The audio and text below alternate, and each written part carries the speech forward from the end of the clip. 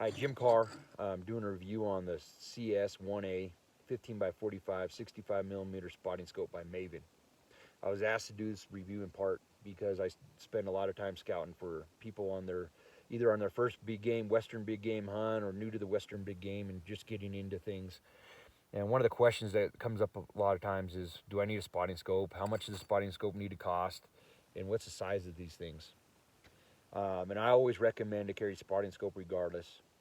And this spotting scope was built to cover that echelon of people getting into it and not ready to spend the $2,000+ on a Swarovski.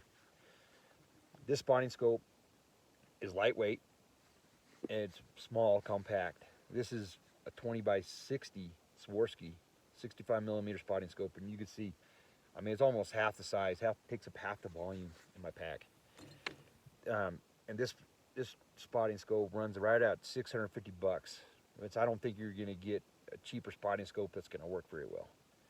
I've used quite a few in the beginning when I started with cheap spotting scopes, and they were trash. I've used some in the past, like a Nikon and what is it, a Vortex and a couple other ones, and kind of to me, I wouldn't have carried them. I don't go anywhere with them, my Swarovski, but for the sake of scouting for people and giving some information for some of these guys, and then also I have kids coming up, and they're gonna be needing to. I'm gonna want them to have a spotting scope. They're into that, and this spotting scope will be a perfect addition for them whenever they can use it. So, a couple things about the spotting scope, other than its size. Um, I spent quite a bit of time using it recently. I spent a lot of time in high country. We had a lot of smoke early on, so it was kind of hard to glass and really get to tail it. But it's performed very well. I cannot complain about this thing. Uh, Shoot, it does the job. I mean, really ain't much. I'd say 95% of people don't need something better.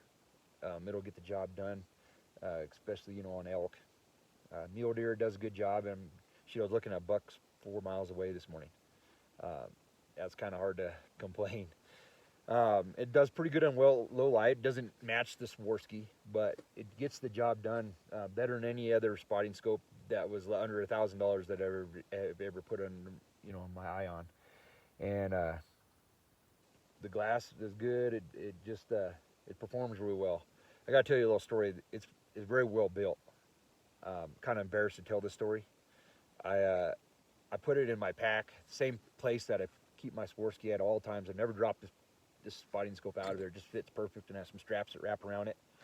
Well, I got back down off the mountain and got down to the four wheeler, and I was going to head down this really rocky road, and I had that in the same compartment, and I noticed something fall out as I'm going down these rocks, and I'm like, crap, what was that? And I stop, and I get out, and in the uh, in the back tire was sitting square on this spotting scope. I'm like, oh crap, probably broke it. Well, shoot, I couldn't even find a scuff mark on it, but it was, after I checked it, nothing happened. It was a sturdy piece of glass. Um, I feel that somebody looking to pick up a new spotting scope and just get into it, or at least have a spotting scope with them, you cannot lose here. You know, with being able to have this small spotting scope, and you can use a lesser tripod than the 634, and it'll still have stability because it's so light. Um, yeah, it's kind of hard to pass. I mean, I feel that you can have half the weight of a traditional spotting scope if you can find the right setup with the tripod. Um, and then I feel that there'd be a good compromise for our trail hunters, because a lot of times they do not want to take spotting scopes with them, and I'm always in big country, and I'm always looking at bulls a long ways away, and I don't need a great piece of glass, but I need a piece of glass before I go make a commitment on something. Um, and it looks in the shadows well.